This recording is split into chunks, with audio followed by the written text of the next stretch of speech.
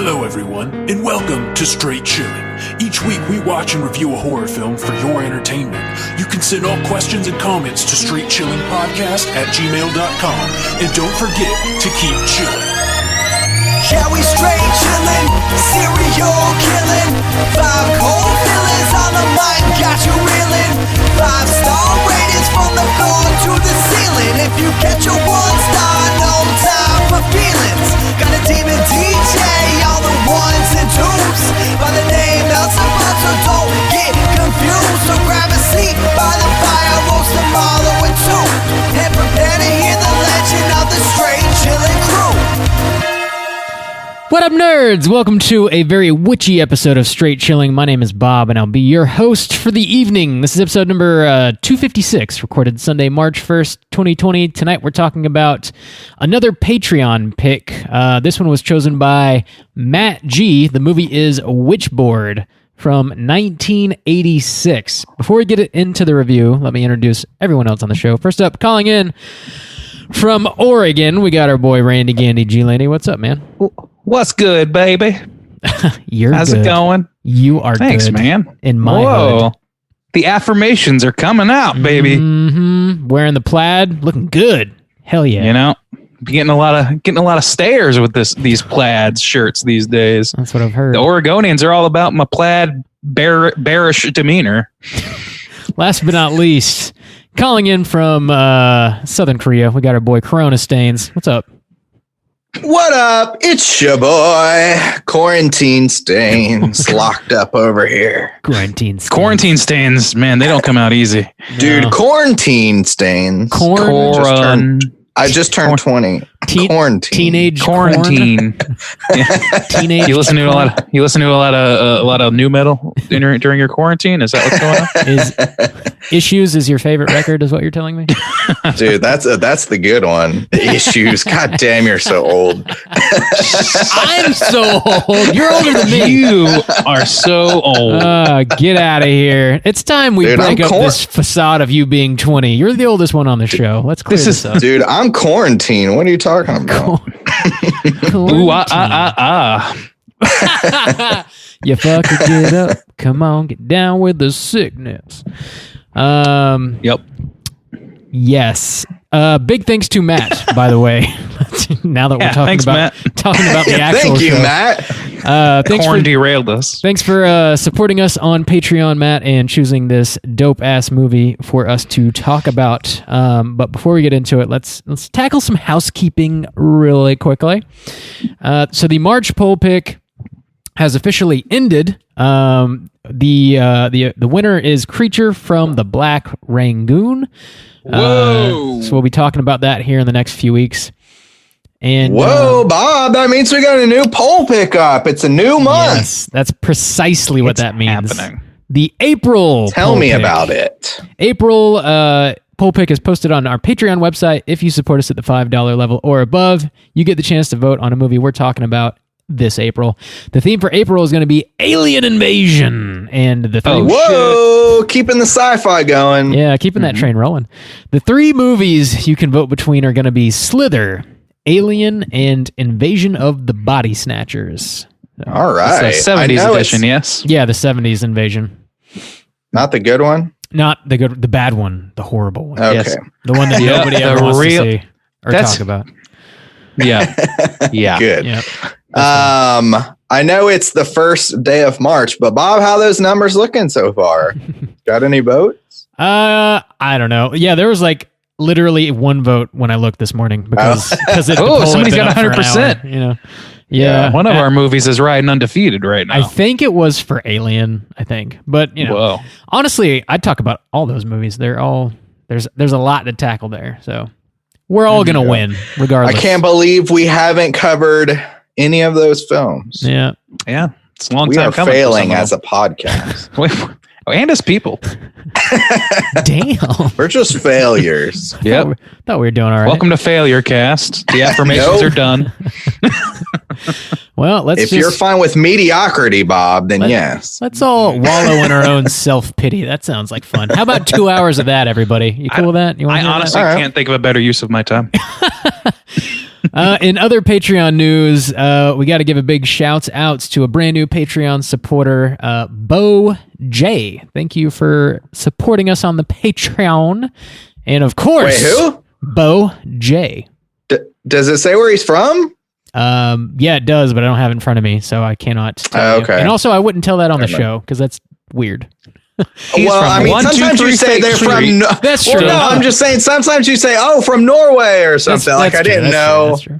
Come on, Bob. Bo's Jesus. precise mailing Jesus address Christ. is 6969 Soju Briarwood Staines Lane. No, it's not. As is tradition, you got me all fucked up. As is tradition on our show, we got to give you the old straight chilling salute. This one goes out to Bo. Thank you, Bo. Thank you, Bo. Thanks, Bo. That is all we got on Patreon. What you got, Justin? Oh God. Tomorrow is the first Tuesday of the month. You know what that means. It's Top 5 Tuesday. Got a new YouTube video dropping for you. straightchilling.com/straight chilling podcast. So you can check that out, dropping tomorrow. And let's see, it's a new month. I'll be playing a new Ouija game. Last year, I desperately tried to play one of my favorite games of all time, BioShock, but since I was using the Xbox app, it would not let me stream BioShock. It just like kept blocking it out or whatever. But I have a new setup now, so fuck the man. Oh. I'm streaming BioShock on Twitch. Oh, So- shit. If you like horror video games, you can watch at twitch.com/straight chilling podcast. I'm gonna play some BioShock. You going to get erected? I'm going to get erected. You're going. Live Going. on Twitch. Live. I'm going to get erected. So if Cool. that's what you're into, tune in. Sweet. Anything else, man?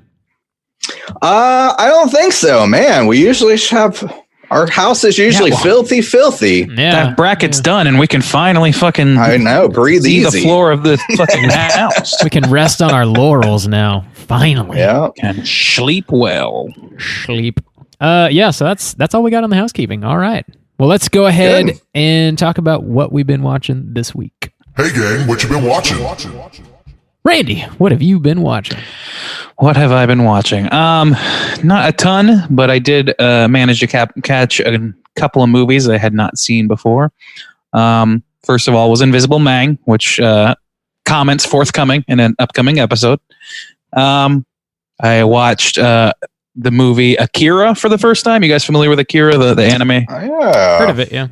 It's pretty well known shit. It's from the So 80s, right? Yeah, or maybe late 70s. No, yeah, it's 80s. It's 80s.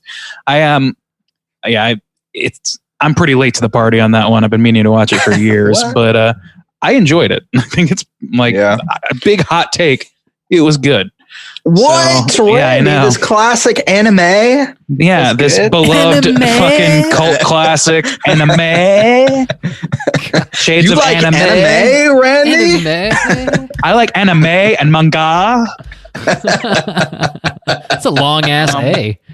Manga. Manga. And then Damn. the last thing I watched was a Randy Quaid classic by the name of Kingpin. You guys ever seen Kingpin? Yeah, it's been a while. No. With what's that fucker's name? He's not even the lead. Randy Quaid's in it, and then goddamn, I have to look it up. Can't think of this fucker's name, but it's about bowling.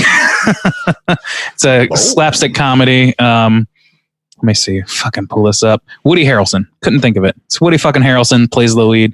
It's like a traveling comedy. Randy Quaid plays a Amish kid who's clearly not a kid and definitely in his like 40s already. And he's an excellent bowler somehow. And he's taken on this trip to a bowling championship against the villain is Bill Murray. And yeah, it's fucking dumb. It's really, really fucking dumb. It's a Farrelly Brothers movie, so it's in that realm. I enjoyed it for what it was. It's definitely a good watch when you are imbibing in very legal weed. You sure it's legal? Extra Very legal. Extra legal. Anything with Woody Harrelson's going to be an okay weed watch, I'm pretty sure. Yeah. I think he chooses movies that way. So yeah, that was pretty much it for me. Cool. Juice, what have you been watching? I also watched The Invisible Man, which we will be covering next week, I believe. True. Let's see. Invisible Man. I finished up Castlevania again, getting ready. I think this Friday, Castlevania Season 3 will be popping up on Netflix. So I'm excited for that. So I rewatched Season 1 and 2. If you haven't seen those, I recommend you check them out. Season 1's only 4 episodes, and all the episodes are less than 30 minutes. They're like around 25 or something. It's really fucking good series. So that's coming out. And a couple of episodes ago, one of our sci-fi ones, it was either the one with the bats from outer space, Life Force, or the one we covered right after that one, which was another sci-fi, which I can't remember what it was right now. But one sci-fi show we recently covered reminded me of that Love, Death, Robots show that was on Netflix. It was essentially just like this huge like anthology where they just had a bunch of these animated shorts that were usually around like 15 minutes long. And I had watched it when it came out last year and enjoyed most of the segments, but there was one that was my favorite that was like very like space horror, and that episode reminded me of it. So I went back and I started like watching. I think I've rewatched almost all of them, and that, man, there's some good horror shit in that series. Good horse shit. Good Best horse shit. Yeah, So no, good. there's some really good horror segments in there. There's like, and it's like this big hodgepodge. They're all different directors, all different like animation styles, but a lot of them are horror based. There's like one that's like based off of werewolves. There's one based off of like demons. There's the space horror one. There's actually like a lot of horror in there, and I would recommend you check that out too if you haven't seen it. Most of the segments are like good or great. There's a couple duds. The ones that try to be like comedic, I don't really like as much. But How dare you? all the like serious like horror ones are actually like really good. So yeah, I rewatched that one, and I think that's about it. Cool. Sweet. Yeah, I watched The Invisible Man today, actually, and we'll be talking about that at length next week. I'll go ahead and reserve my opinion. The only other thing I really had time to watch this week was I revisited that new Quentin Tarantino movie, Once Upon a Time in Hollywood. Oh yeah. Which I think I enjoyed more on my second viewing.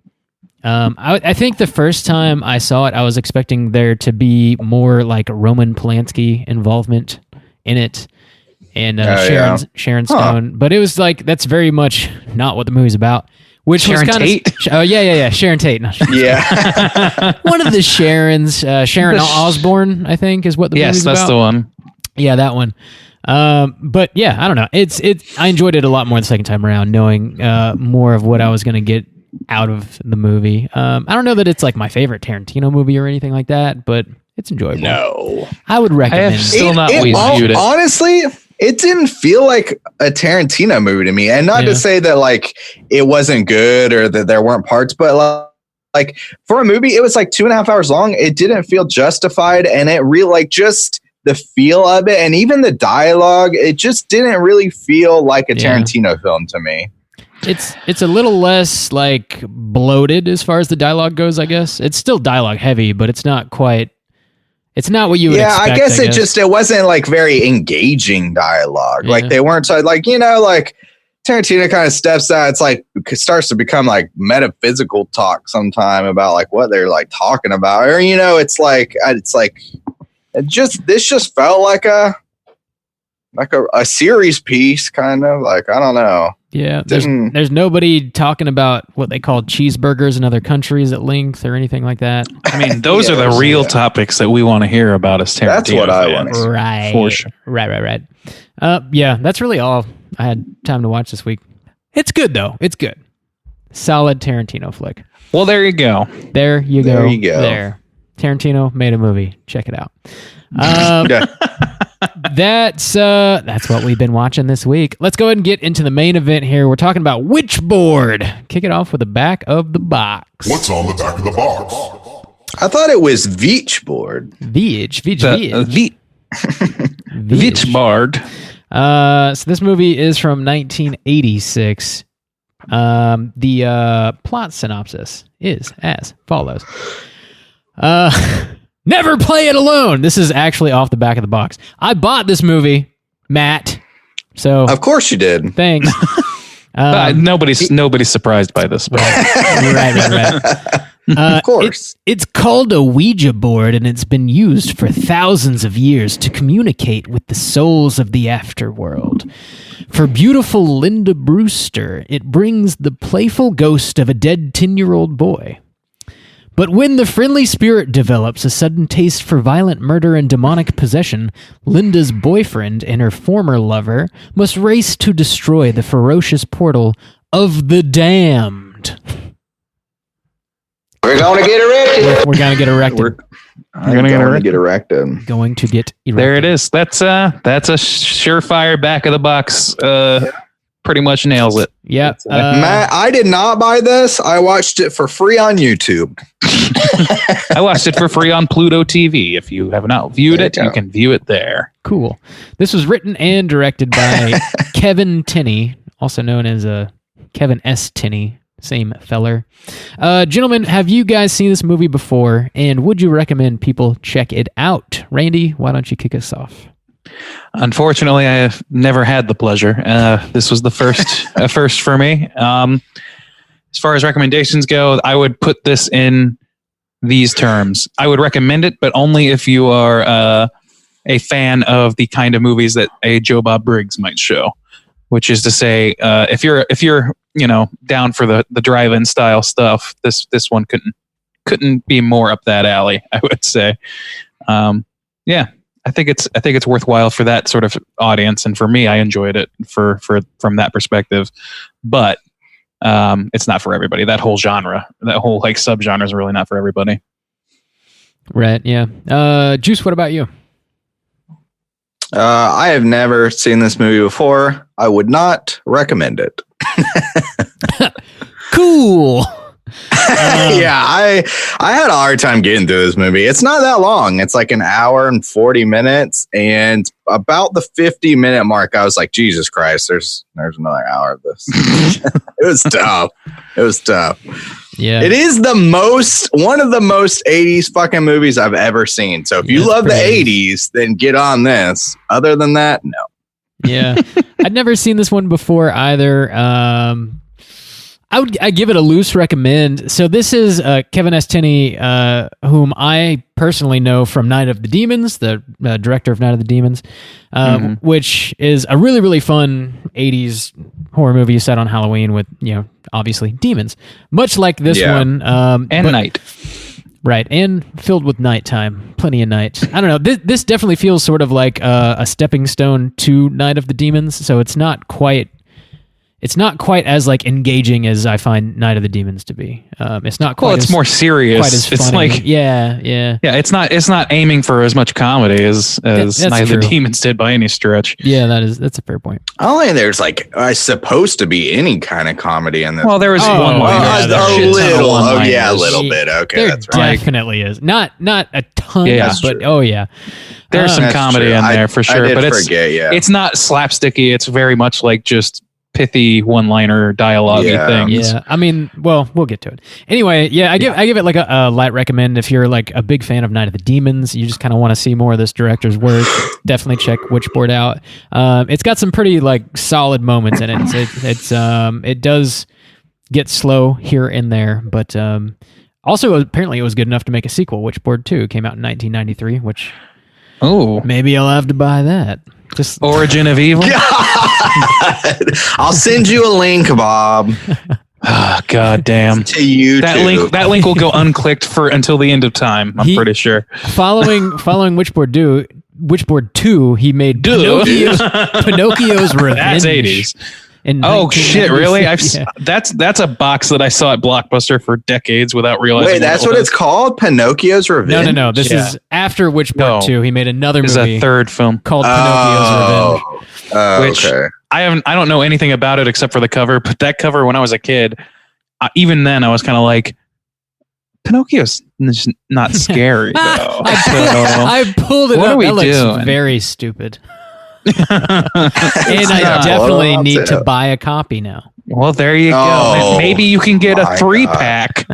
Bob, let me give you a tip. If you like that art style, you can just right click and save image as, and you can have it on your phone, computer, yeah. whatever you want. You can look at it whenever you print it want. and put it above your bed for baiting later. Pinocchio's Revenge is about a wooden doll that was previously owned by a deceased serial killer that the doll is then given to this small child, and she starts freaking out.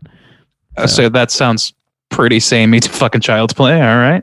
Wow, this looks terrible.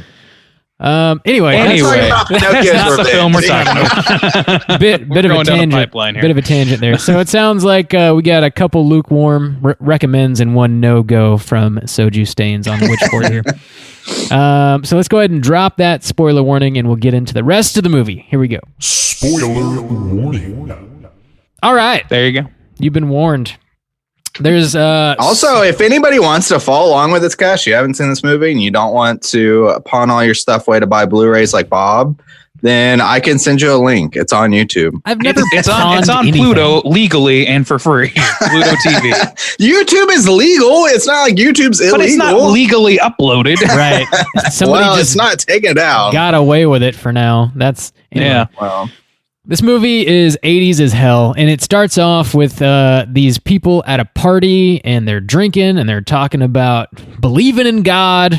They're talking or about not atheism believing in God. right out the gate. Yeah, they come out hot. They come out nice. the and hot. opening of this movie is nuts. Yeah. Dude, I remember I watched this after Justin had already seen it and had texted us something along the lines of, "This is a crowded room full of cooters right now." Yeah. And that scene, absolutely true. There's not a like non-cooter in the bunch. Yeah, it's Yeah. a party full of cooters in the 80s, and it's getting hot and bothered. Yeah, Woo, we dude. meet one of the main characters in this first scene, Sinclair, who's like a rich kid, and he's definitely an asshole, and he's talking to this Sinclair's the blonde guy, right? yeah from Sinclair Vineyards. Oh. He's talking to this to a God-fearing individual, and he's like he tells this dude he's stupid because he believes in God. So they're just having this conversation about whether or not God exists, and you Which was hilarious. I don't know. That dude was coming off equally. It felt like That's the thing. everybody is pompous True. and Yeah, full of yeah. themselves and And- full of shit and wrong. like not and right. Yeah. No, that's the thing is like if you wanted to like like in any other movie you see this conversation of like, oh wait, you don't like what do you think created the universe then? And he says Sinclair says, well, what do you think created God? And he's like, Right. nothing, he's always been there, just like the universe, which neither of these things are based on science, so neither of you have any sort of high It's ground just- besides yeah. this is what I want to believe. So I think my favorite part of this whole conversation is where the Christian person says God not existing is, quote, bullshit. I love that. I like because you're right, because they keep going like back and forth to where like there's no way to argue against well, this. if you don't believe in God, how do Yeah. you explain Spirit. truck like- drivers or whatever? It's like, so what existed before the universe? He's like, nothing. And he's like, what existed before God? He's like, God is all. I mean, like they both say What the made same God? thing, just change Yeah. out the word. Yeah. Yeah, exactly. They're literally having a semantic argument. Quick. They don't know it. Let's just make out. And then the guy who's like who's virulently atheist, Sinclair, then goes on to break out a goddamn Ouija board. So Right. Yeah, then and it pompously switches. correcting people how to pronounce Ouija. Yeah, then it was like, I don't believe in God, but I believe in spirits. And then there's this one dude who's just like kind of trying to enjoy the party, but then he turns into an asshole too. I thought like he was going to be like our guy, like, okay, like we're going to like, here's our everyman or whatever. But then he turned into kind of a prick as well. Are you talking about the lead? You're talking about Jim? Jimmy. Yeah. This whole first scene it's very interesting to me because this is how we're introduced to these two characters. First of all, Sinclair introduces what was his name? Jim. Yeah, whatever. Jim. Yeah. He introduces Jimmy basically by saying like, you wouldn't classify somebody like Jim here as intelligent life, right? It's just taking huge shots at his house. It's Jim's house. Yeah, he wasn't even like involved in the conversation. He was literally just like, he's just sitting there like, what the fuck? Like, we later find out there's a history, but it's a lot later. You find out, and I'm like, why is this guy being so overtly like vicious to this guy? And then like Jimmy starts like one-lining him back, but pretty justifiably because the dude breaks out a motherfucking Ouija board and then starts hitting on his girlfriend. So he's like got his arm around her or she something. I was like, what the fuck's going on here? I couldn't understand like what the relationship was. Exactly. I thought that she was with Sinclair. So did I. Because she's sitting next to him and they're having a conversation. With Jim. Yeah. After Jim gets pissed off at Sinclair because he's a huge prick, he walks into the kitchen and grabs a handle of Jack Daniels. And I've never seen anybody do this. George Michael looking motherfucker who I love, Lloyd. Lloyd is hilarious. He's my favorite character. We'll get to Lloyd. But he opens this bottle of Jack Daniels by like slapping the side of the cap with his hand, and the thing spins completely off in like one smooth motion. And he just takes the handle to the face. Fuck. Jim is not playing around. This party is amazing. And then like, I just want to be a fly on the wall at this party because then they break out the Ouija board. And of course, because he doesn't drink or smoke and neither does, what's the Tawny, whatever the actress is. Yeah. What's her character's name? Linda. Her name's Linda. Yeah. Linda. So Linda and Sinclair. She's a pure woman. She's a pure vessel like he is. So they get to play with the Ouija board themselves and talk to a little boy named David. Yeah. Well, at first, okay, hang on.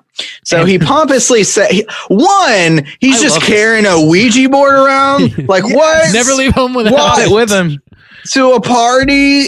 And like absolutely comes in does not insulting believe people's beliefs and then breaks out a Ouija board. Yeah, shits on really people's beliefs and then like, let's like and then cannot take the idea that he's in this party. It's not his house. Yeah. He cannot take that anybody would find this like humorous. Silly. He's like, that you're gonna bust out.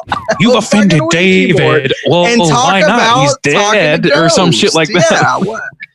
And then he kind of like uses it as a way to kind of like hit on and try to pick up this other dude's girlfriend. It's Jim like, what the fuck is wrong with you? Jim is a little bit of an asshole, but like, I think he's perfectly justified and like in everything. I think for considering the circumstances, he took it really fucking well, I think. Now, see, in this first scene, but what they do with him later in the movie, it makes it harder and harder to like root for him, which sucks. He eventually like starts showing more and more shade of his own.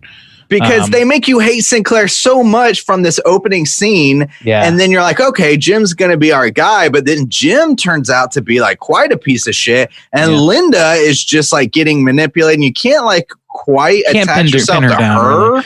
Yeah, because she makes like bad decisions, but also she's being manipulated. So really, I'm going through this whole movie where I'm like, I don't like any of these people I'm watching. I don't like a single Jim. one. I like Lloyd. I end up liking Jim overall, but like I like Jim overall, but he definitely like, he shows some asshole behavior a few times, and it's not as overt as Sinclair, but it's enough to where I'd be like, I wouldn't hang out with this guy. But considering the circumstances, the journey we're going through with these characters, I'm on his side more often than not.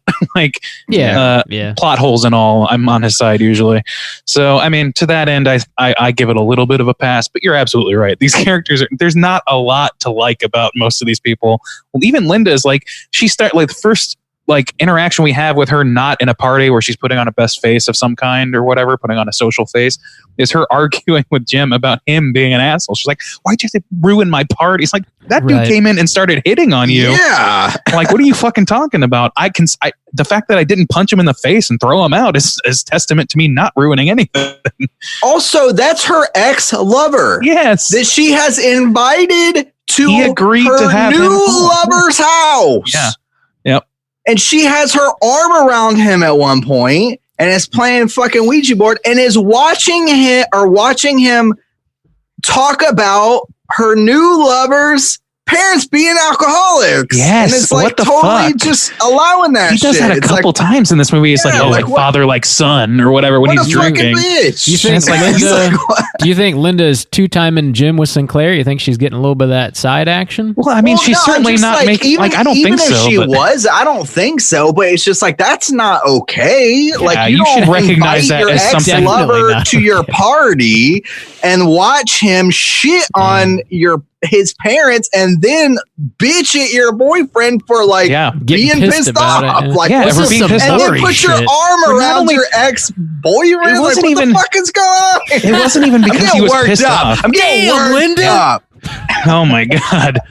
We're going to get erected. I'm going to get I erected. think we have already become erected. I think. Oh boy, yeah, and it's a rage boner going on here. Yeah, so like Jim, that whole scene is great. Lloyd and him and Jim are like really like one line and back and forth or whatever. Jim's whole character is based around him being able to like make a I don't know, like a suave one-liner or whatever from time to time. And I think they're like for the most part fairly reasonably funny. It's not nothing that's going to gut bust or anything. But I'm like, I was with Jim on some of his humor. I was down with that. Yeah. But it also like winds up with him being a little less likable because he does that so often that his sincerity bone is just broken for a lot of the movie. And it becomes a plot point. So credit where that's due, but it's still just sort of like to Justin's point, it's tough to follow a character like that and stay invested in him as a protagonist. Anyway, dude, let's talk about how 80s this movie is real quick. dude, Sinclair's Everybody haircut. has the 80s mullet. Everybody's rocking that 80s mullet. Sinclair's got the blonde one. It's like more kind of developed, I guess. Oh yeah, developed. Yeah, but Jim's it's a got stage one 3 too. mullet. Yeah, Jim's got like everybody's got Lloyd's the got a 80s fucking mullet George Michael fucking feather ass earring in the one ear and his shades that he's always doing the down on the low on the rim of the nose shades Dude, thing going on. Sinclair's got the jade pinky ring. And he's got a That's a bold choice, right there. Anytime they're choice in playing any with decade. the freaking Ouija board, dude, he's got a freaking jade pinky ring kicking. It's like, Around here, that means big money. that means big fucking money. Big money. fucking swinging Sinclair money.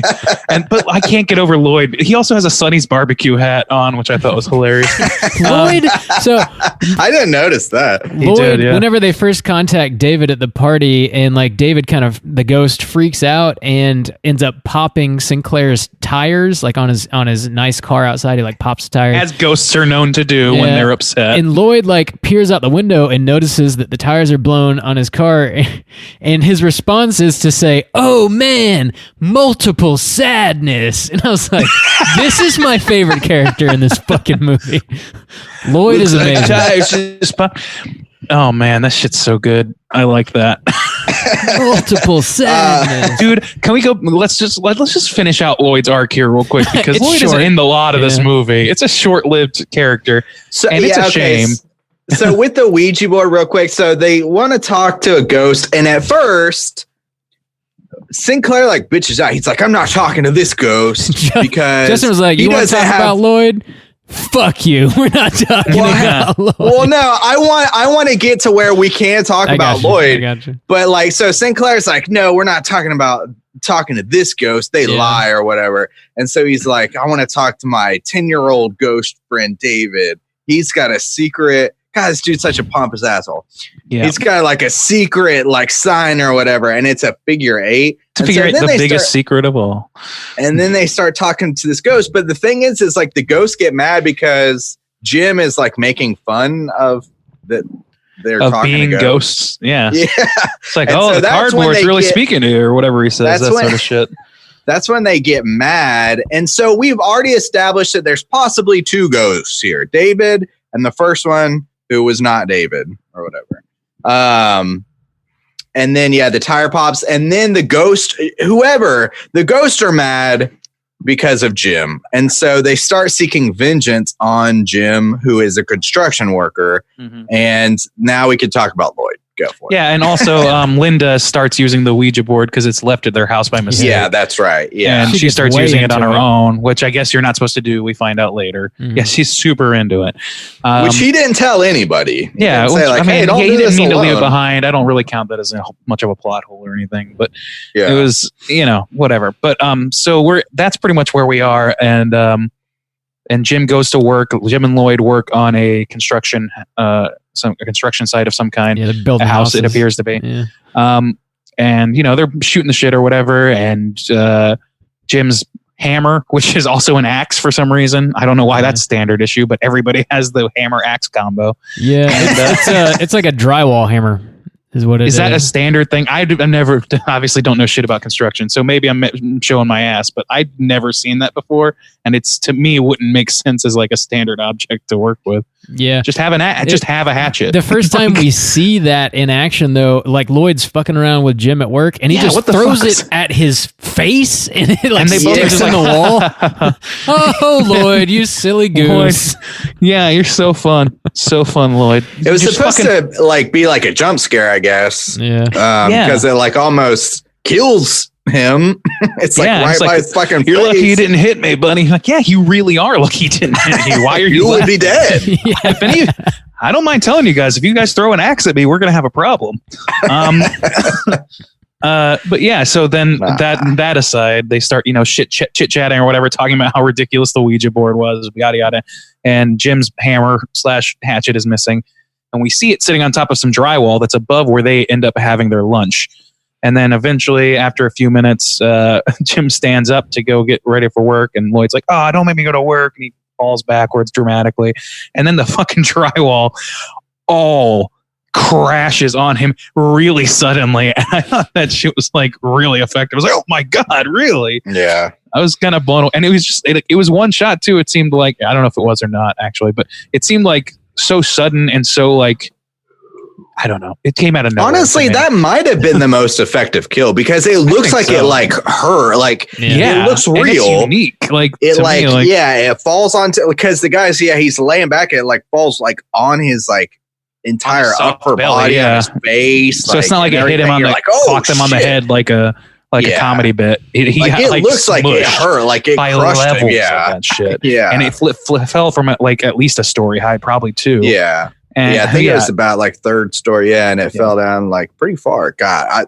At that point, I was like, oh shit. Okay. Yeah. But Yeah. the rest of the effects in this movie are much worse. Yeah, there's some wonky shit. So Lloyd dies, and we find out that his last name is Salvador. Lloyd Salvador. That's a hell of a name. So they have a funeral. Somebody won a fucking contest to be in that movie. Seriously. The name of the movie. They have a funeral for him, and there's a detective that enters the movie at this point, and he's investigating Lloyd's death, and he starts questioning Jim about it. And this detective, throughout the rest of the movie, every time we see this detective, he's making like metaphors about magic, like magic Yeah, what tricks. the fuck? He's the worst Yeah, obsessed sure. with Dumb. magic. He's the like- worst character. He's like, Jim, do you like magic? There's this boy Sigmund and Roy, he says. I was like, wow, really dodged that litigious bullet. Jim, at a certain point, literally says, "We're not talking about magic, are we?" Yeah. No, we're We're gonna not. get erected. Gonna get erected. So yeah, Jim is under suspicion for murdering his friend, essentially, and he's also under suspicion for the following murders that we've yet to discuss. I was like, the following murders to be listed sequentially now. Right now. So then Linda like starts freaking out a little bit. She keeps playing with the Ouija board, and at first it like helps her. Like It tells her that find she's ring. pregnant. Yeah, she's pregnant. It tells her. Like, I that knew. She's like, I knew it. pregnant. She finds a diamond ring and some pipes. But then she starts like getting weird. She's like, cussing a lot, and she's like really agitated a lot. Let me tell you something that you should never do, and that is sneak up on Linda, because she will absolutely cut your heart out. And most of the time too, like he was just coming into the room. Dude, that must be like a running gag they had, but it wasn't developed enough to seem funny. It was just more like, man, this guy creeps a lot. Yeah, it just happened like 2 times, but he just like comes into the room. She's like 2 times to her and at least once to Sinclair later on in the movie. Don't you ever fucking sneak up on me again, you bitch. I will cut off your dick and feed it to your mother as she weeps. That's a direct quote from this movie. Yes, it is. Oh, really? No, it's not. I know. Aren't you being a little stupid? Oh, shit. So yeah, we find out that Linda is pregnant through her talking to David the ghost kid via this Ouija board. And also we come to find out that in this movie, apparently if you're a ghost, you get to choose your parents during reincarnation. Yeah. That's a system that I've never heard of before, and it certainly doesn't make a goddamn lick of sense. Yeah. I mean, how many people are lining up to be in Bill Gates's ball sack? How many ghosts are just waiting? Like nobody wants to be birthed like by their specific parents usually. Like the fact that there's a choice. Is there like a waiting process? Is it first come first serve?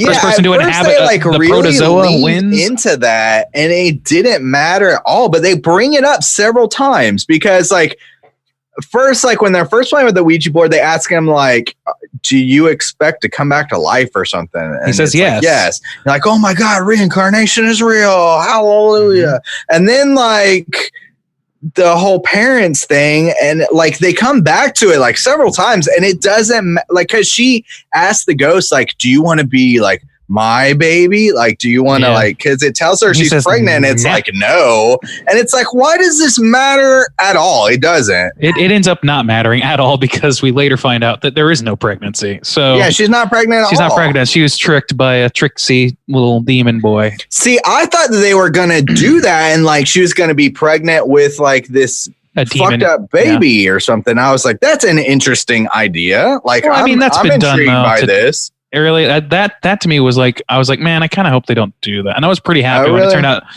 because like to me, it's much more interesting that there's this thing lying to her, and there's definitive things that he's lying about, and all these like issues that she's been having that you've been chalking up, or that Jim anyway has been chalking up to, morning sickness or whatever else. Turns out, oh no, it's actually like due to completely implanted. I guess I just found it like really weird that at the end of it, like all that time they spent talking about you can choose your parents, like didn't matter. Yeah, that's true. It didn't really pay off. I wonder if they maybe were originally going to do what you described and then rewrote it out. Maybe because it seems like the bones of something that probably had an actual conclusion at some point. It doesn't really factor in though. Sinclair sort of sheds some light on what exactly is happening with this Ouija board. He goes to see Jim while he's working for some reason to have this conversation, and he's like, asking if Linda's been weird, and Jim confirms essentially, and he's like, okay, so this is all due to quote progressive entrapment. Yeah.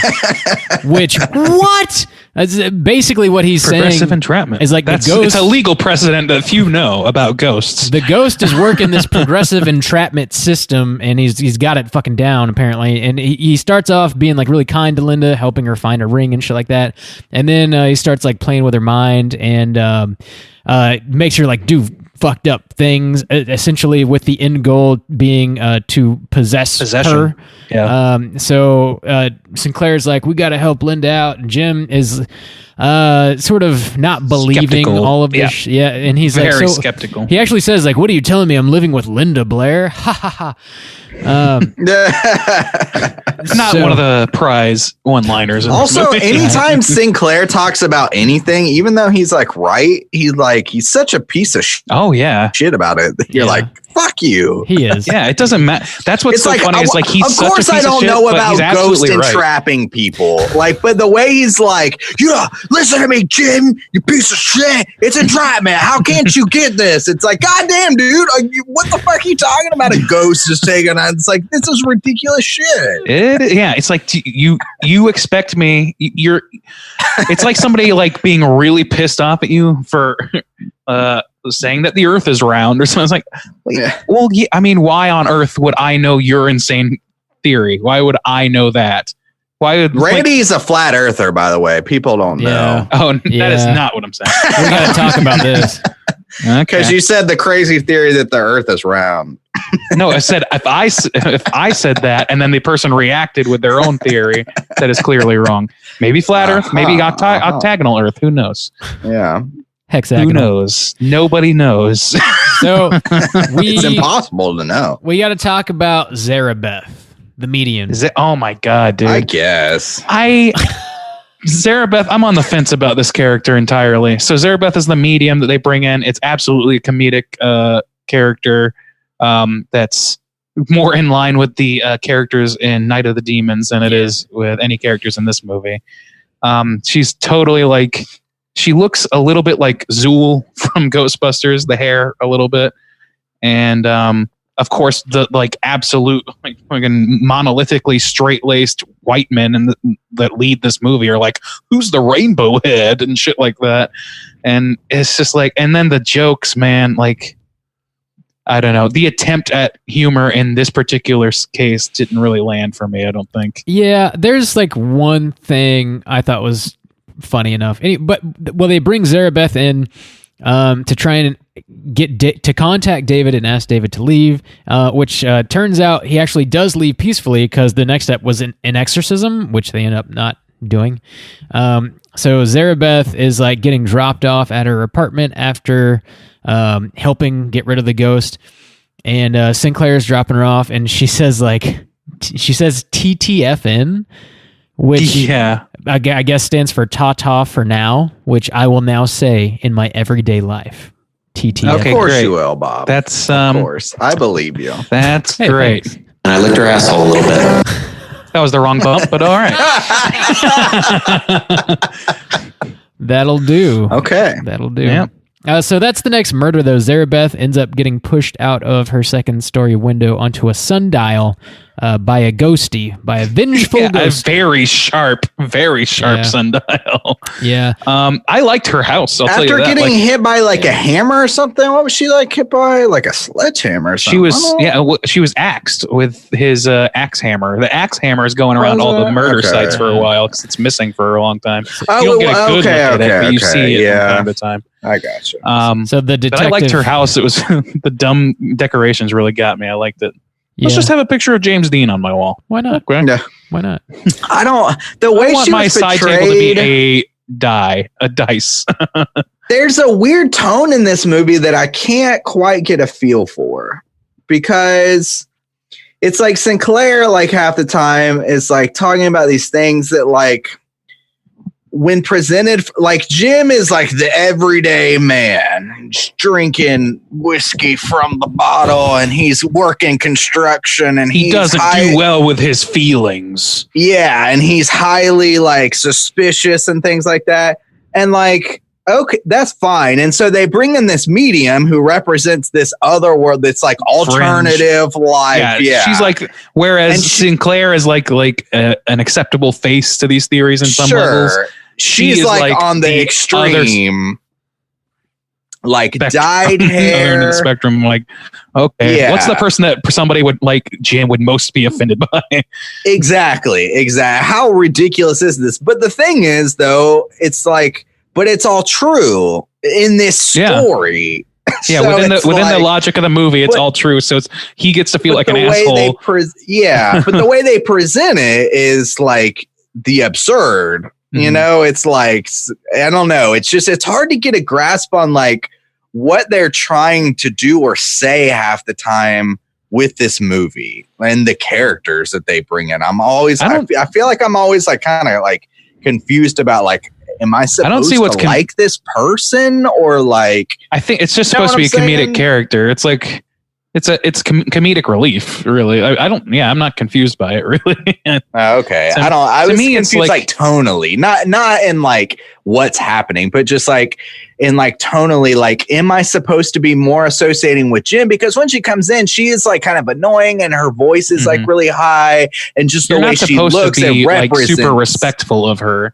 Exactly. She's a means to an end that also, it's like in any of the Insidious movies when you have the two goofball, like, goofball characters, like, except she's not in all of it. She's only in a handful of scenes. They have Lloyd doing that for a while, and then her for a while, and then it becomes the climax where you don't need that as much. So I guess I had a much harder time with them. Like, I felt like they were making me like trying to associate more with Jim, but then things like this would come in where you're like, yeah, see, Jim thinks this chick is a weirdo, right? And you're like, well, I mean, I don't know. It just like I really like didn't sit well. I was like, who am I supposed to be in this movie? Like where am I? Where's my? You're supposed to be in that scene. From? I think the perspective is supposed to be, okay, you're with Jim, like, okay, you know that something's going on, so you're kind of with Jim. Where it's like, yeah, you'd have to convince me too. And this really bizarre person is, because it's a different time where people were really put off by that, I guess. Like, this person has dyed hair and an earring and fringes on her jacket, and like makes jokes about crystal balls. Oh no, it's the worst possible medium interaction. It's like if it was written in the 90s, it would be Miss Cleo's stand-in that would show up, and the person and Jim would be like, "Oh, brother." I'd watch that. Yeah, I would watch that too. But dude, our younger audience doesn't understand that reference. You definitely do, though, right? You understand it as somebody who's in their 30s. 21 stains. Only from hanging out with you guys. Oh yeah, we really age you up. Oh yeah. So they Sinclair and Jim sort of like team up after Zarabeth dies, and they find they both love Linda. Yeah. They find out that David was this kid who was from a town called Big Bear, and I guess they decide to go to Big Bear and investigate his death. And so they go to the library in Big Bear and look at the microfilm or whatever, and they find out that like he was killed in a boating accident when he was 8, and his parents died like a couple weeks prior on the anniversary of his death or something like that. So they go to the cemetery to like look at the kid's grave, and they're just like doing all this. Jim does his classic sneak up on you moment. Right.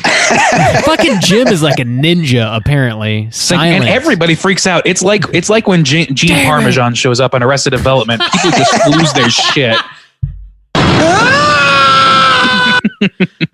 Gene Parmesan. Damn. Yeah, that was funny. a deep pull, Randy. That is some funny shit. I got him.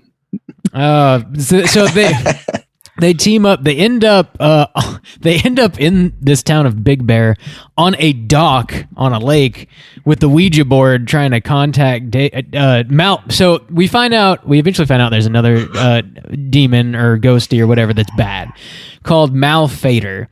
And Mouth Vader. That's all I heard every time they said it. Mouth Vader. Oh, that sounds bad. He's a Vader, and he's got a mouth.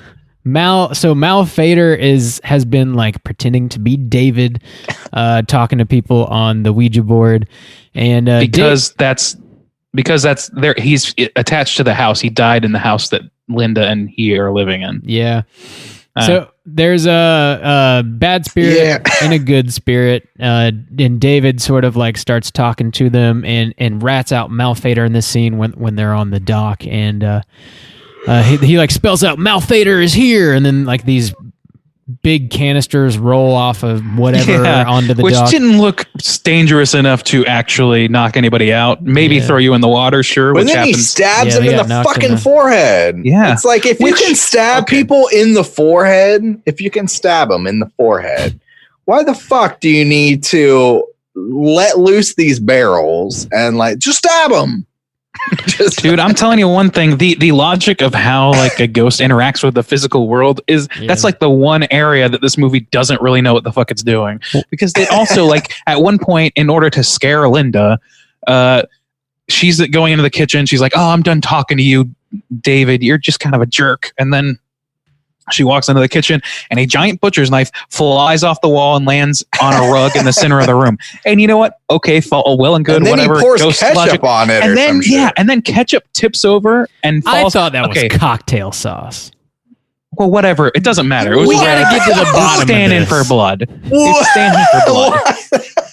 And the issue I have with that, and this is so pedantic, and I totally know it is, but I couldn't stop thinking about it. I was like, why is this bottle that's tipped over a counter and is pouring off just the side of the counter landing in the middle of a rug in the middle of the room on the middle of the floor? There was a That is strong not breeze how in the space kitchen that works. day.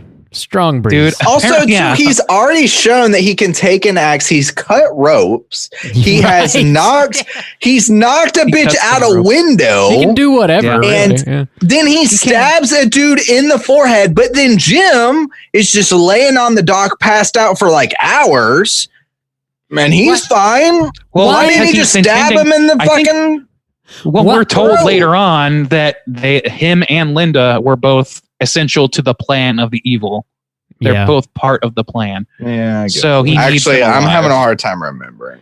That's understandable. Oh, because that's it's right. dumb. That's right. Yeah. It's a dumb rug pull, but it I will. happens, Yeah, so. I will tell you. At the point where the medium dies, I looked at the time. It was around the 50-minute mark, and they're like, "We're gonna go to this town and investigate." I was like, "Nope." Like I had no interest. I had no interest in it. And then by then, when they're like, "The parents are dead," or like, "We got to call the parents," and the boy died, I was like, I feel like none of this actually matters, and they're literally filling the time void. And there was, because there's no point to David's death.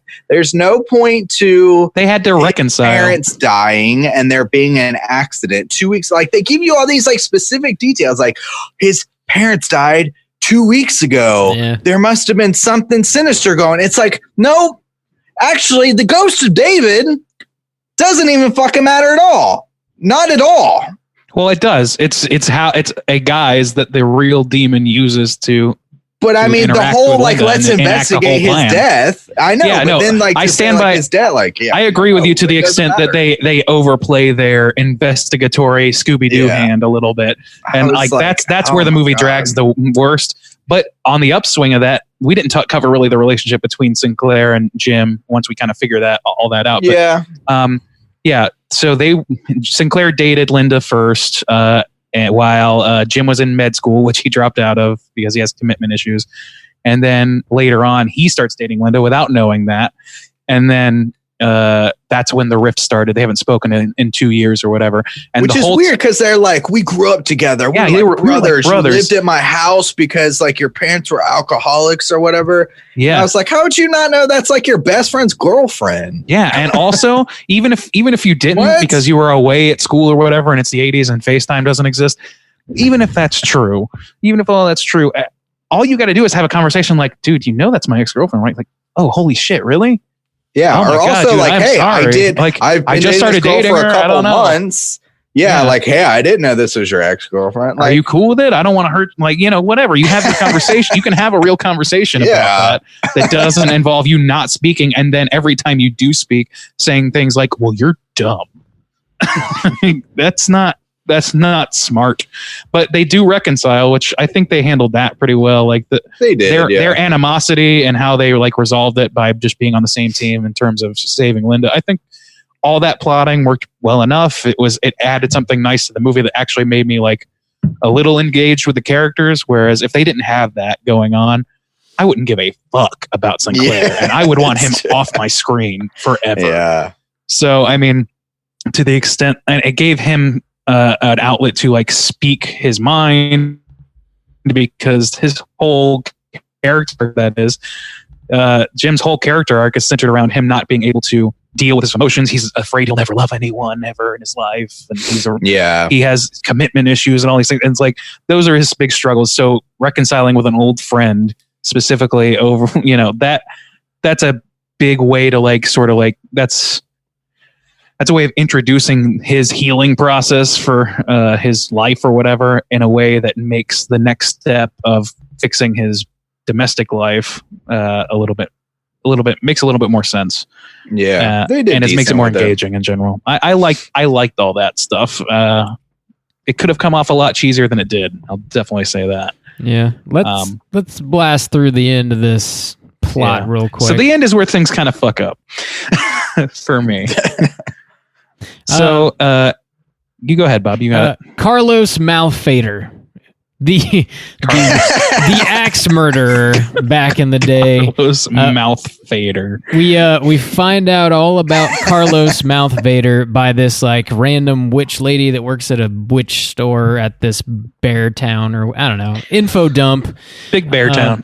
Yeah, and then we get back to Linda. She's at the house. She's taking a shower, and she gets like locked into the shower or something because of Malfader. And the water becomes so hot that she can't. Yeah, she punches through the glass. Dude, you got a towel that you can punch through glass with. You could put it underneath the water and then turn off the water. No. And then open the door. No. You don't have to punch through glass. Did anybody else find this like shower scene like I'm all for Yabos. Don't get me wrong. Pivotal to the plot. But even I feel like this is, especially, I'm going to talk about a couple of trivia, in the contract, and so they put it in there. Yeah, I was like, this does not seem like, I don't think the producers were like, okay, we'll give you money to make your movie, but we need to see Tawny's titties. Stuck in the shower, really, it had nothing to do with anything at all. Her being naked, her being nude was not necessary at all. This clearly was to get this woman nude, and it was clear that was the case. And I was like, I'm not down with this. She's like fully possessed at this point in the movie, and Jim comes home after Sinclair getting murdered on the dock, and their house is all fucked up for some reason. Yeah, and Linda starts like choking Jim out. She's trying to kill him, and he tells her that he loves her, and the demon's like, "Oh, it's not gonna be that easy. It's not gonna be that easy, Jim." And then she's dressed in his clothes. Yeah, she's got a hat. Shit cracked. That was the worst. She looks like Rose the Hat. It's like all of a sudden she's sucking steam.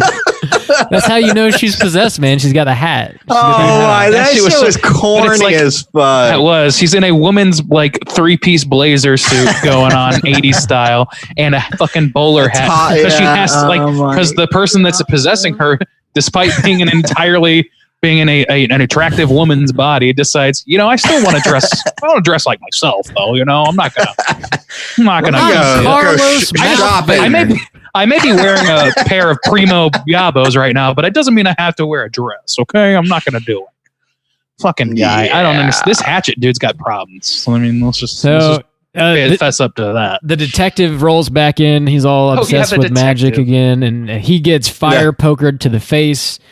So this is sort of like where we find out the twist, I guess, if you want to call it that, is like Linda being possessed is not the goal. Like Jim is some sort of like portal, I guess. No. That is the goal, to possess her, but he's doing it by way of him because he's being used as the conduit. Yeah, I don't understand the logic of that either. I didn't really understand either. That's why Jim never even touched the Ouija board. No. He did eventually, but it was not when things started going. It was after things had been going wrong for a few minutes. I took, for some reason, that like reveal or whatever, when the demon was like explaining his motive, I took his motive as like the only reason he possessed Linda was just to torture Jim. Like the goal was more or less to like fuck with Jim. Is what maybe. I thought. Okay. But you could be right. That would actually make a lot more sense than how I took it, which to me was like, okay, but that doesn't. Jim didn't actually have anything to do with anything. I don't get that either, though. None of it makes a whole heck of a lot of sense either way. Because why would you like if Jim is the portal and the board wasn't? Then why would you want to like fuck with your portal? I don't understand it. If he's doing it just to torture him, then like possessing the person he loves and making him like choose between stabbing her or killing himself. Why would you want to fuck with your portal? Like go fuck with somebody else. Like, well, maybe he doesn't care about being back to life that way. Like maybe. He's only doing the whole thing purely because Jim was an asshole at that party. We really got to get in the mind of Carlos Malfader. understand. I'm this trying. Which is impossible because we know nothing. I need to go about get this a bowler movie. hat. We know nothing about like the primary Maybe then. antagonist demon. The only thing we know about him is that he's mean and evil, and that's Yeah. it. And he likes hatchets. Axe murder. Yeah, that's about all we got. Yeah. And he used to live in that house, which is super convenient, I guess. Yeah. And then Well, I mean, that some makes woman sense, in though. another town knows about him. Right. Yeah, because she's a witch, so She's obviously witch. all witches know about every hatchet murder in Witchboard. history The- and where they There's died, two- and it's in all of there's- their occult books, of course. There's 2 moments in this final scene where I was just like, I've had it with this. Yeah. Which one was it? It was, ones? I guess, the 2 supposedly supposed to be like special effects moments where he shoots the Dude, Ouija board. That shit needs to. That's like not be in slow this movie. motion. And, And 3D. then- It's not a 3D movie, but I would have thought this Yeah. had been intended for Like, 3D. Board's like because of that shoots shot. flying around and he's Lion, and he's like shooting, And then holes. him falling out the window. Is that the other Yeah. bit? and then him falling out the the green window. screen fall. Dude, that slow mo was the dumbest looking shit. Dude, I was I on loved board it. for like 3 seconds to 5 What? seconds, and then I was like, "But you can see the strings on this thing. It I know went exactly on how this so is done without long. even thinking about it." I love That man falling out of that window took so fucking The long. time didn't bother me. I didn't have that reaction. It looked ridiculous. It did. After like you stare, them making it as slow as they possibly could only did it a disservice. If they had made it quick, it might have not given me time to be like, "Oh, but this does look shitty, doesn't it?" Like, Just because Don't- the way he's falling, it does. He's like it. Just it reminded me of that shot in Breaking Bad, if you guys remember, where Jesse tries heroin and he starts lifting out of the bed from a top-down angle and starts like being crane lifted. But that scene was amazing, and there was like obviously like a great reason to do that, like story-wise. This didn't really play that well because it's not meant to be like a symbolic camera work thing. It's supposed to be what's actually happening, and it looks fucking dumb because of that. Like, I can't take that seriously. I certainly can't take that goddamn Ouija board getting shot seriously. That was the worst to me. I was like, oh my God. Just he shot the fucking cardboard Ouija. He shot Instead it, and of that's how himself. he won. And that's how he won the thing. How does that work? We don't ever get an explanation as to why that matters. It doesn't make any sense because the Ouija board is not the portal, as we have just learned. He's Yes. the portal. Or the thing might have been lying to him or whatever, and that's all well and good. But the thing is, like, we were told by Sinclair, a trustworthy source, that the Ouija board itself is no longer necessary. He doesn't need it. So what the fuck is the point of shooting it? It's not a Horcrux. You can't stab it with a fang and expect to like go on and with your day and everything be good. Yeah, It has it's not nothing to even do like with it was destroyed either. No, he just shoots shot it, and it's got a hole hole in it. It's got a fucking hole in it. And then there's this literally chick who they- shows up at the end who we've never seen before. It's the Well, she's landlord like, and and somebody So- who works with her. Jim, Jim doesn't the die. girl. Jim falls out the window on a girl, car. yeah. He doesn't die. Jim and Linda Yeah. end up getting married. Then the I like landlady. that mislead though. I think we did see the landlady once We previously. did. Yeah, we saw the landlady a couple We times. saw her a couple The times. landlady yeah. and her daughter or something. Yeah, yeah. I was talking about her daughter. She's the Yeah. one who picks up the Ouija board. She's Yeah. like, I wonder if this still works Yeah. or whatever. Roll It's like, who is credits. this bitch? Who's this bitch? No, I really like though. Just taking one quick step back, I liked the shot of like right after he falls out the window, where it's showing the people in the pews at church or whatever, and you're like, it totally misleads you into thinking that it's a funeral. Even the Yeah. organ music, it's kind of dour at first, and then it pans slowly over, and you see them getting married, and the music chirps up or whatever. I liked that. It was simple, but I thought it was pretty effective. I was like, oh, nice. So. Yeah, Just want to call that out. that's the saga of Carlos Mouth Vader. Do you guys have anything else to... Dude, did you guys see the waterbed? Talking about how 80s this movie does is. have a waterbed. Dude, they had a waterbed. Man, my grandparents And had I a was- waterbed. That's weird, right? Dude, had a waterbed. for your grandparents to have it. Yeah. So when I was little, like in my grandparents' house, my dad's younger siblings all had a waterbed. So my aunt had one when they were still teenagers, and my uncle had one. And then my dad's old room, there was like, he had a waterbed that he had moved out of the room. So that in that house, there are 3 waterbeds. My God. Insane. It's the motion of the ocean house. Yeah. Tools like to fuck. So I was like, Around here, that means big money. big money. And then I was kind of like, it would be so difficult to like have sex on a waterbed, it feels like. And then I kind of was like, I want to have sex on a waterbed. Maybe for you. I was like, that's wild. I like a challenge. The real trick is having sex with a waterbed. I mean, that's really tough. We are not here to kink shame. That is for sure. No. That's for Dude, sure. we don't kink shame. We only shame. We only Blu-rays. elevate kinks around here. We elevate the kinks. Yes, We de-elevate No, Yes. no. the Blu-rays. Especially Lola. That's a great song. Oh man. Anything else you guys want to touch on before we rate this thing? Sounds No. like a no. Switchboard. Switchboard. Cool. Well, Randy, why don't you kick us off? Out of 5, how do you feel about Witchboard? So right out of the gate, when we started talking about this movie, it seemed like I had a reasonably better time, certainly than Justin, and maybe even you, Rob. I'll let your score reflect whether or not that's true. But for me, I didn't hate this movie. It was overlong for me, and there were like the Scooby-Doo chase scenes or whatever didn't serve enough of a purpose for me to feel good about them. Some of the there were some really effective kills in the form of Lloyd specifically. That's the one I always think of, and that'll be the one that I remember because it's so sudden and so graphic seeming, without ever actually it's like horror movies tend to go straight to blood. It was a no blood kill pretty much, and it was fucking effective. And I like the variance of that. Anyway, I don't want to get hung up on that. Overall, I would say between some of the terrible graphic choices, some of the really, really dated,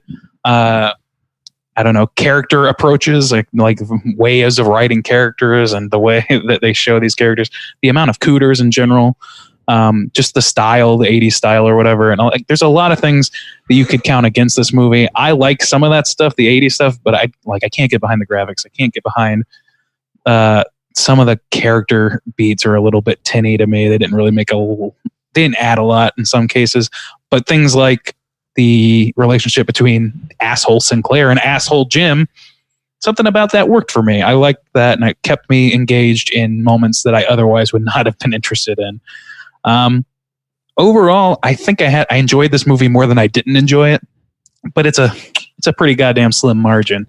So for me, I think it's going to be a 3 out of 5, which I feel like is probably going to be high amongst us, but I guess we'll find out. I mean, to me, it's like this is an example of one of the better drive-in style and level movies that we've reviewed on this podcast. It's not an absolute gut-bustingly dumb movie in the vein of a Sleepaway Camp or something like that. I know your feelings on that, Rob. I'll leave. Yes. Yeah. I know your feelings. Yes. Don't give me that look. And getting the sad puppy eyes about that shit. But it's not that, nor is it it's not Invasion of the Body Snatchers. It's not The Thing. It's not one of these, monolithic movies by any stretch. So within that sort of category, I think it does pretty damn well. And I would like to see Joe Bob review this. So that's a pretty good sign for me. I'm going to give it a 3. And I think it's one of those movies that I may never rewatch, but I would, if I did see it again, I wouldn't be it wouldn't be objectionable to me. I would never seek out this movie to watch again, really. But if I did get a chance to see it, or if it was on or whatever, I would probably enjoy it, at least for a while. So I don't know how much more you can glean out of this movie on a second viewing. Yeah. Probably not a lot. Probably just going to see a lot more glaring issues. So I think it's a one-time view, and it's better than it is bad. Cool. Wait, so what'd you give it? A 3 out of 5. Oh, holy shit. Juice,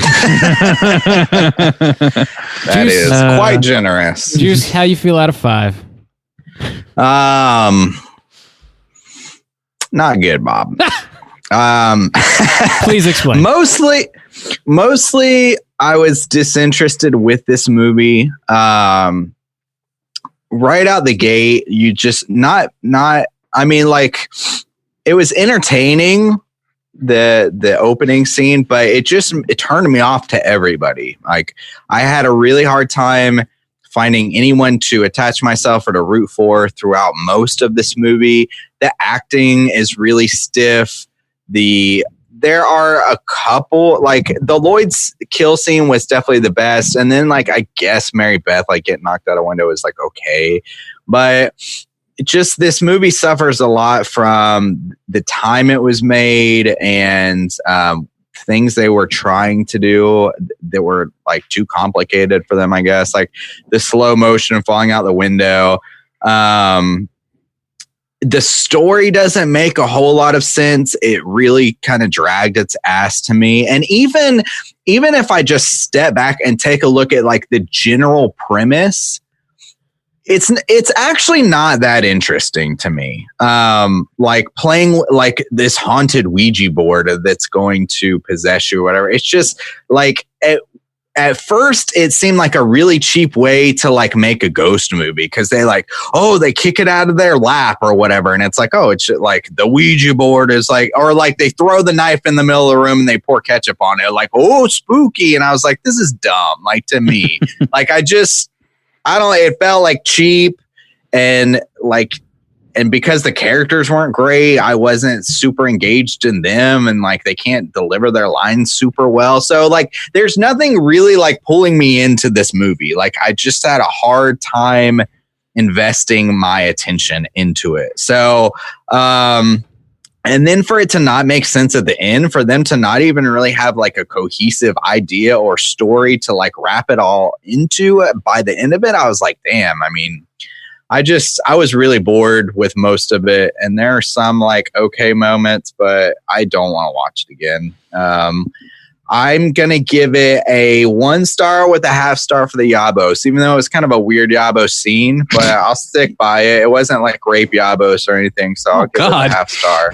I don't give half star for the rape Yabos, but I'll give half star for just the regular old Yabos. So 1.5 is where Soju's going to end up. Alrighty then. Yeah, this movie for me is most enjoyable when you're getting like a healthy dose of camp. I feel like if like the tone that is set in that first scene of the movie is like exactly what I wanted from the rest of the movie, but you just don't get it consistently. You get like flashes of it as the movie goes.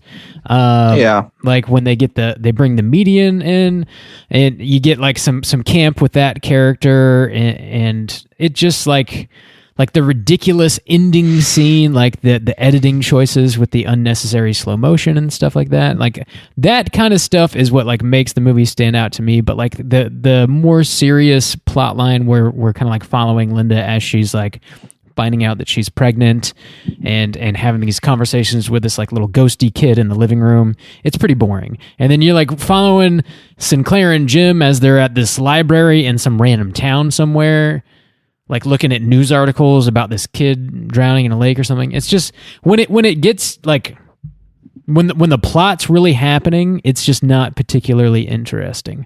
There's not a lot of meat on them bones, I guess. But it does have some solid moments.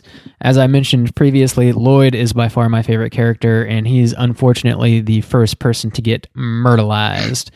In grand fashion. Yeah, I wish there was a lot more Lloyd, or just like more characters hamming it up like that, you know, which I think... What, you didn't like the cop? The detective, yeah, just maybe like more of that. I need more magic metaphors. I need... Really? That's the one I would not agree to. Yeah, that is more what I want. This, like I said, is sort of like a stepping stone to Night of the Demons, where you get that full-on camp throughout essentially the entirety of the movie.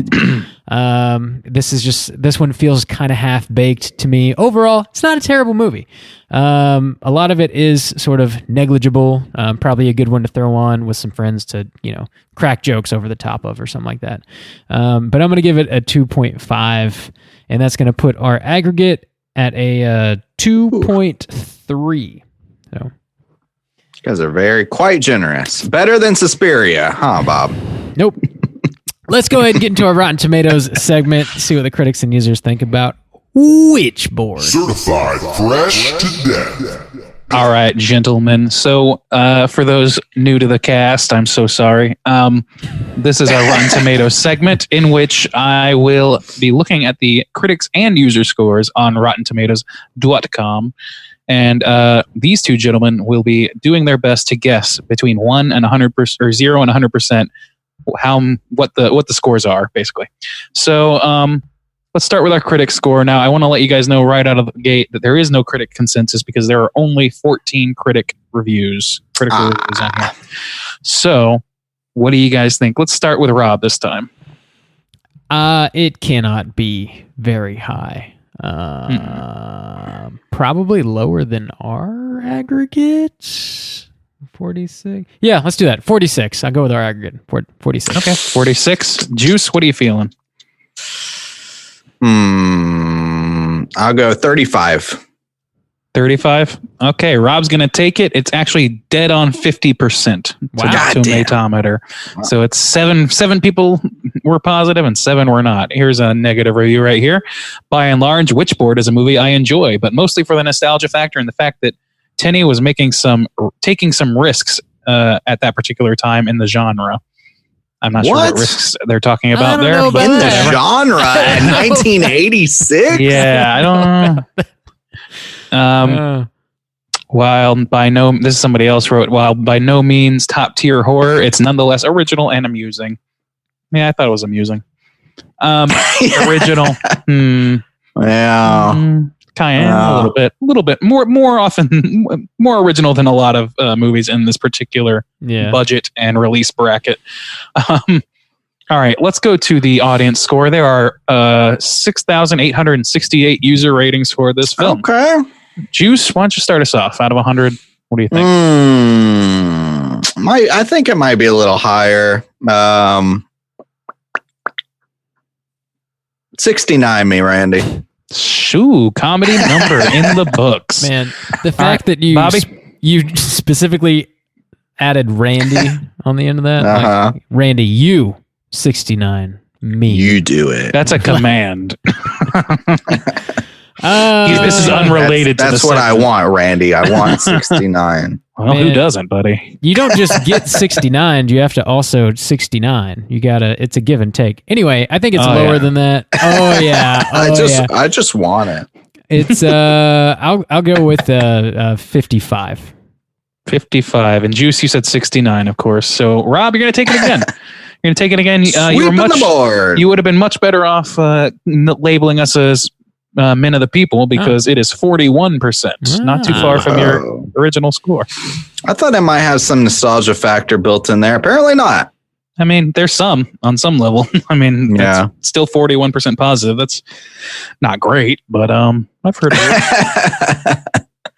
Yeah. So there you go. That is our. I'm curious, Bob. When Matt picked this, did he give any kind of context of why? Like, did he say like, "Oh, this is my favorite film growing up," or anything like Later, suckers. No, not that I recall. It was a little while ago that he chose the movie, but I don't remember him providing any specific context when he chose it.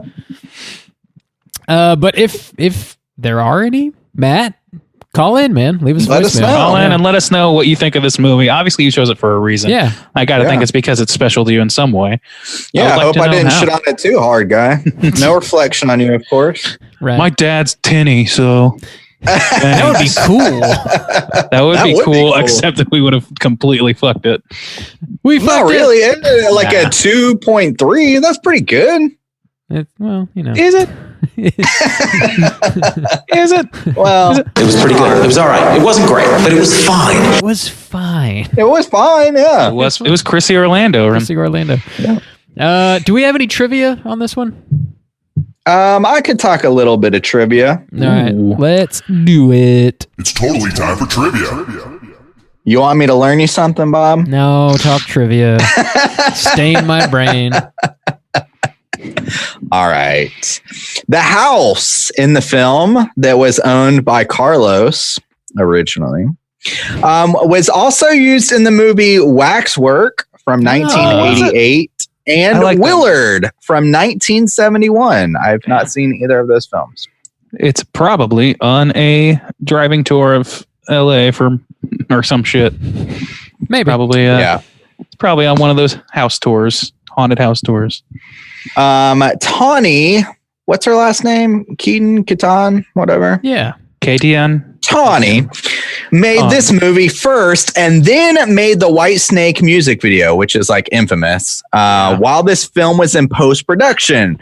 But both were released around the same time. So the music video not only made her famous, but it also helped drive sales for this movie. So this movie got a little bit of a bump from the old White Snake. Thanks, White Snake. Thanks. Yeah.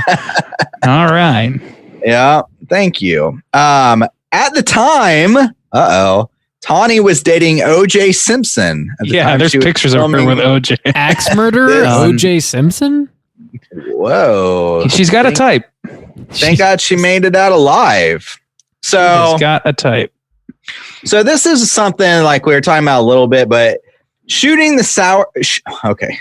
Shooting the shower scene.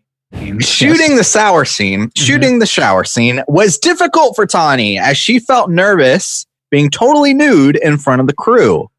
To make her feel more comfortable, all of the crew, except the director and the second camera loader assistant, were kicked off set. What? I thought you were going to say they all were nude as well. Oh, no. That would be a great piece of trivia, but holy shit. So hang on. So we're kicked off of set after they had set everything up. But while it made her feel better, it really upset the crew who wanted to hang around and watch. Jesus Christ. Hang on, it gets even more fucked up. They shot that scene multiple times from several different angles. So she spent a ton of time naked and wet. During an interview on the Blu-ray release, Bob, you've got this. Got it. The interviewer asked the director if she was okay shooting the shower scene. If Tawny was okay shooting the shower scene. Yes and no, he replied. She'd done nudity before, and I think she'd probably done it since. But unlike Linnea Quigley, who has no problem just taking her clothes off and being naked on camera, Tawny made sure it was very close set and was very worried about how she looked. So it took a little longer to shoot her shower scene than it did to shoot Linnea's nude scene. So I guess he's worked with Linnea Quigley before. She's in Night of the Demons, yeah. Okay, I gotcha. All right. So that's a weird, yeah. I mean, who could blame her? No, want to be nude in front of a bunch of people, especially if they like get all pissed off. They want to hang around and just watch. What the fuck, Tawny? Why don't you want me to see your titties? Come on. And the fact they just kept making her shoot it over and over again, it's kind of fucked up. But apparently the crew thought that this house was haunted. On set, they had like a lot of occurrences of like things bumping over, things moving around on set. People felt like the staircase was haunted. They always felt like someone was walking behind them, they would say. And there were numerous occurrences where people could hear whispering and talking from rooms around. So apparently that house is maybe haunted. I don't know, which is kind of cool that they use it in a bunch of different movies. Yeah. But that's about it. There you go. Cool. Got some trivia. Hey, you know what we haven't done yet? What's that? We haven't hunted for cooters. It's time to go hunting. Boys, we got a long lineup here for the 80s. You know, the era of the cooter. I feel like they were running rampant back in the day. So we need to talk cooter. We need to break down the 5 points. We need. What's a cooter, Juice? Character type. They have to hit 3 of the 5. We talking smug arrogance, sexual deviancy, manipulation, attire, and overall patheticness. So, who's going to take King Cooter this week, boys? Who's taking the cake? I mean, right out of the gate, the front runner for me was very obviously Sinclair. Yeah. And I'm not Okay. sure if I've deviated from that too much. There were a few spots for other people, obviously, and there are certainly people who I think register on the Richter scale of Cooters, but Yeah. on the sand scale. But yeah, I kind of lean that direction. I want to bring this up again. Jim has a habit of creeping on people. That's not one of our tenets, but I feel like that's a pretty good Cooter behavior, pretty clear Cooter behavior. I'm not sure what category it falls under. Or I if guess it's like it depends on who ghost he's creeping on, category. because it could fall into sexual deviancy if he was like creeping on true. a woman. But That he's would just fall like into that walking up category. behind people and freaking them out to like an Yeah, absurd degree. He's got a Yeah. light step. That's all. It's not his fault. Petite feet. Yeah. So I don't know how to process that particular bit of information, but Jim, for the So most let's part, take is a just look like at a little bit of a Sinclair. dick. And let's talk about Sinclair. Yeah. Randy says Sinclair. So That's where I I'm would at like right to now. first propose the jade pinky ring for the attire. I mean, that's got to go in that category. That and It's got to. the category 3 mullet that's going Yep. on. Yeah, those combos. Also, he's driving like a really smug ass car. I can't remember what it is. Yeah, it was an but- Italian sports car of some kind. Yeah. Very, very 80s sports car. And also his discussion with at the beginning of this film, he's very smug and arrogant for sure. So he's hitting high on the attire. Yeah. He is also hitting high on the smug arrogance. Ugh. So he needs one more though. He's maybe a little sexual deviancy. Yeah, because he's like kind of cruising on Linda still. Not, Yeah. not Oh yeah, I think hardcore, that's. But he's like, getting oh, we there. have to have maximum physical contact in order to make Yeah. this. That's an immediate Cooter And like behavior hitting to on me. her like, oh, you're pure. You don't like Yeah, that's- drink or like that was a Yes. little weird. Manipulation. I mean, I feel like that falls into the same that's a little- sexual yeah, a deviance little bit, category yeah. because he's engineered a situation where he can like hit on Not Linda. sure. Yeah. You know, And then is he pathetic? I think a little bit in regards to the Linda thing, but The I think- breakup. He acts like a whiny bitch about Yeah, it he sometimes. really It's like, does. dude, she broke up with you. Because you know what's pathetic? When they're having that conversation, he's like, why did she choose you over me? What is Yeah. it about you? And like Jim at least plays it cool. He's like, I make her laugh. And he's like, I made her laugh too. Like, that's Yeah. pretty And pathetic. then Jim That's says, pathetic. Jim's classic one-liner, only in Yeah. the bedroom.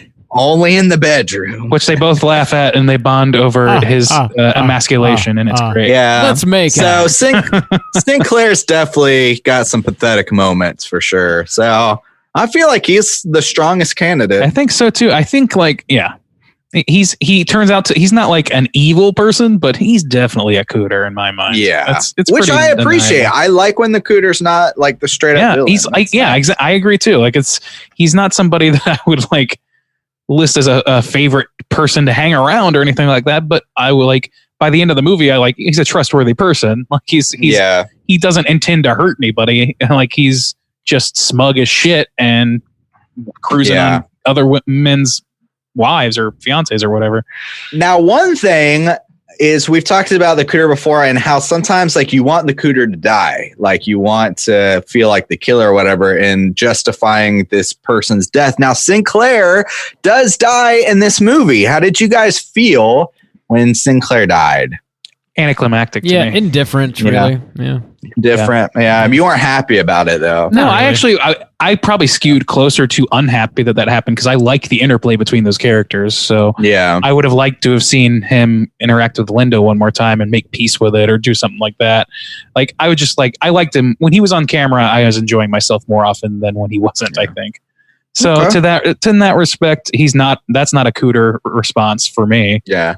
That's not a response I would have to a full-blown asshole Cooter. But He maybe had a little arc out of Cooterdom a little yeah, I bit. think so too. Because I if think he had died like after the party scene, then you'd been like, yeah, Oh, fuck yeah. this guy.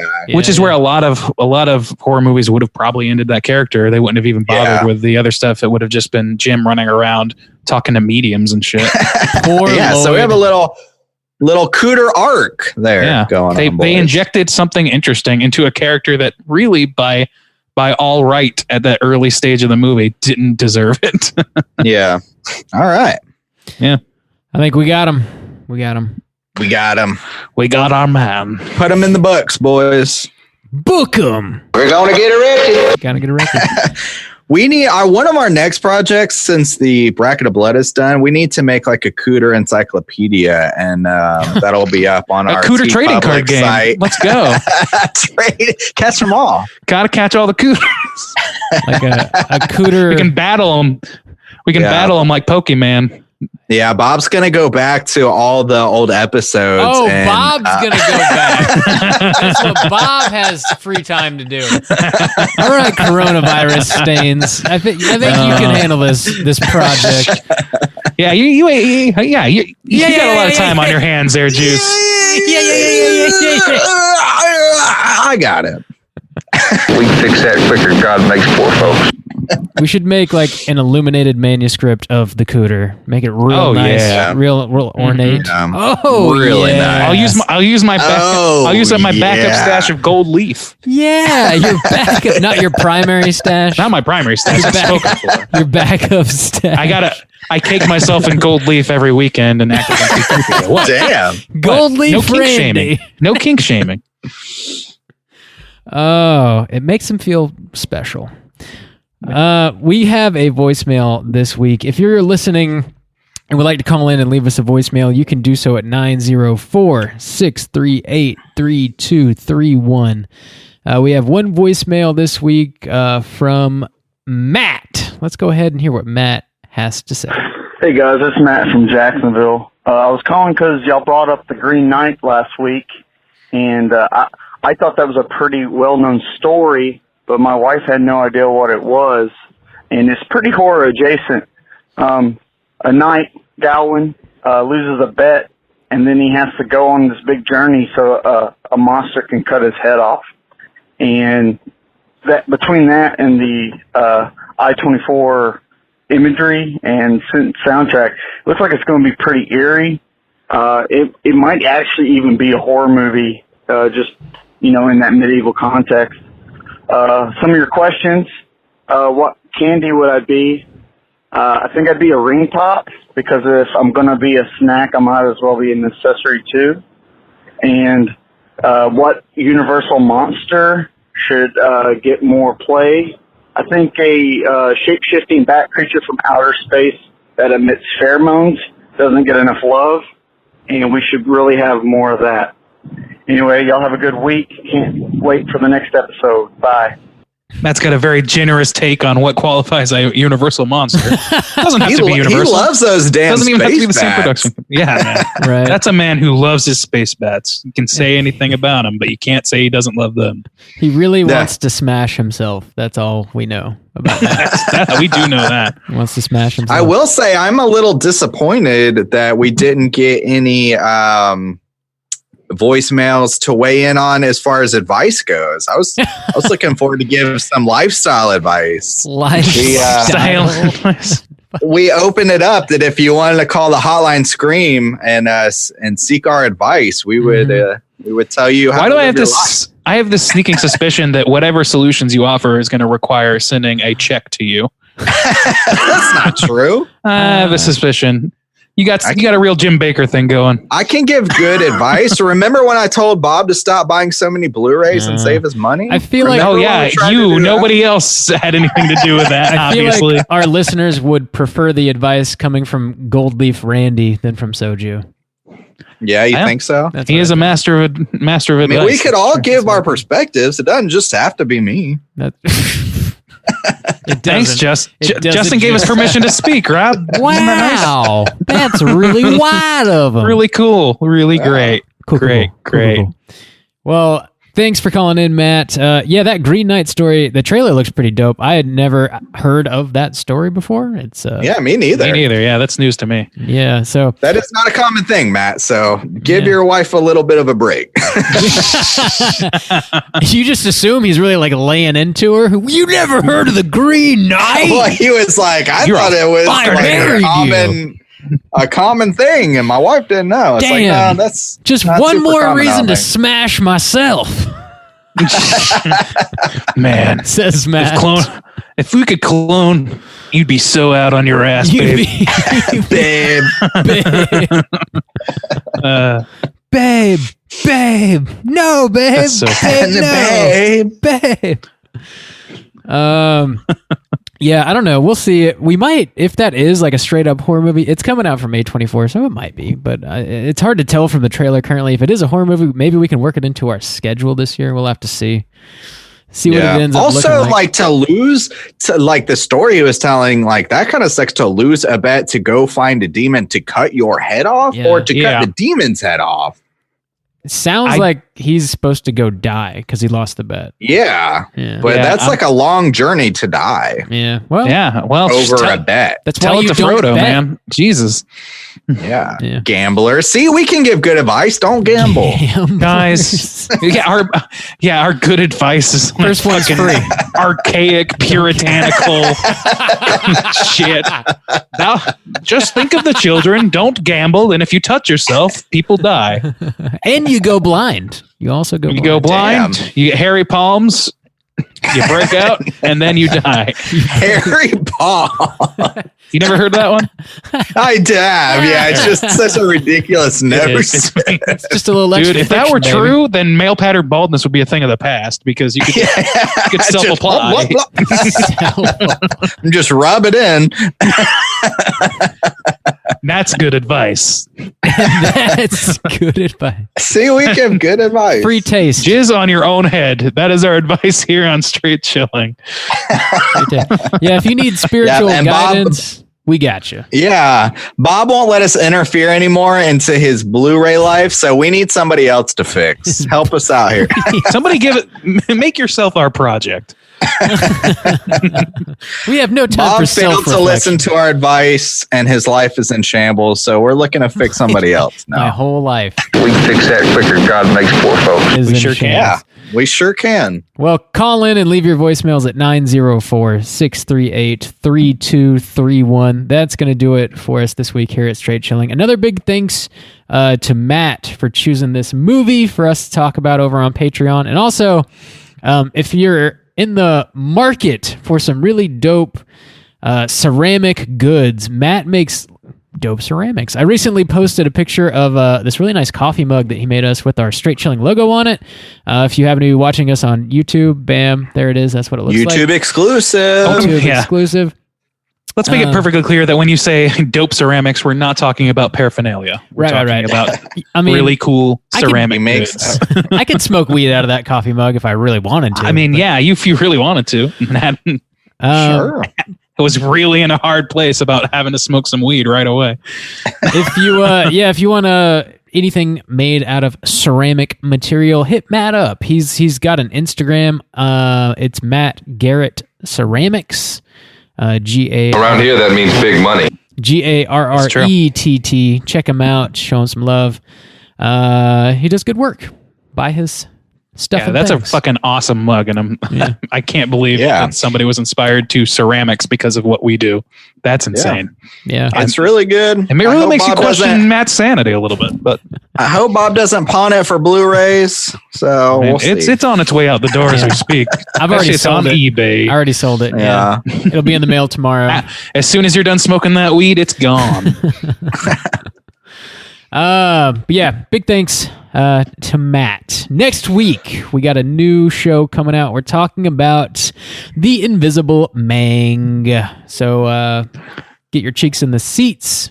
Watch it. Get ready for not next the week. pole pick one, the No, new one. the 2020. It was up for grabs. Not yeah. the old busted model, the new hotness model. That hot, sexy. In the Lee vein Winnell. of the amazing Tom Cruise mummy. Right, Tom? Too much power. You can't set yourself up for the joke and then also. I sure can. Oh Tom. my god! I sure can. That's all I'm doing. Like 45% of this podcast is setting up my next bit. Too much power. Way too much.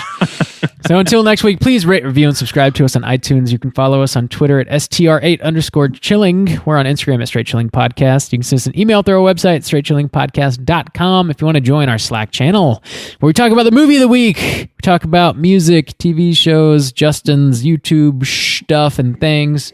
Just let us know on any one of those social media outlets, and I'll send you a link so you can join in on these Slack daily conversations.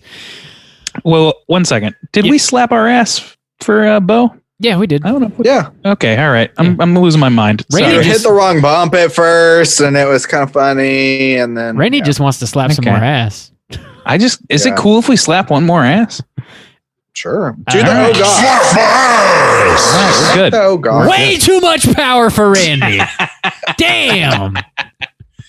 I think I've proven I can't handle it, and that's great. We can't just hand out ass slaps. They have to be earned. God, there's a system. I feel in like I place. earned an ass slap. No. Old Gold Leaf Randy over here is out of control, and I won't have Slap my golden ass. it. Oh man, that's gonna do it for us. So until next week, as always, all you mother truckers, TTFN. Boo.